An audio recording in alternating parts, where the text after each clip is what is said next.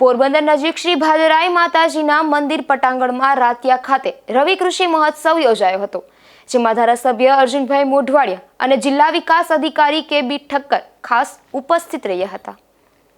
આ તકે પોરબંદર ધારાસભ્ય મોઢવાડિયાએ જણાવ્યું હતું કે વડાપ્રધાન નરેન્દ્રભાઈ મોદી જ્યારે મુખ્યમંત્રી હતા ત્યારે કૃષિ ટેકનોલોજી અને વૈજ્ઞાનિક સંશોધનોને ખેડૂત સુધી પહોંચે તે માટે સમગ્ર ગુજરાતમાં જિલ્લા, તાલુકા અને રાજ્યમાં કૃષિ મહોત્સવની શરૂઆત કરવામાં આવી હતી.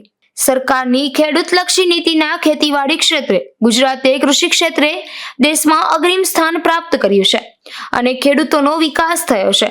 આ તકે ખેડૂતોએ વર્ચ્યુઅલી દાંતીવાડા ખાતેથી મુખ્યમંત્રીનું રવિ કૃષિ મહોત્સવનું જીવંત પ્રસારણ નિહાળ્યું હતું. તેમજ ખેડૂતોને સ્ટેજ ઉપરથી મહાનુભાવોના હસ્તે ખેતીવાડી વિભાગ યોજનાઓના સહાયના હુકમોનું વિતરણ કરવામાં આવ્યું હતું અને સારી કામગીરી કરતા કર્મચારીઓનું સન્માન કરવામાં આવ્યું હતું.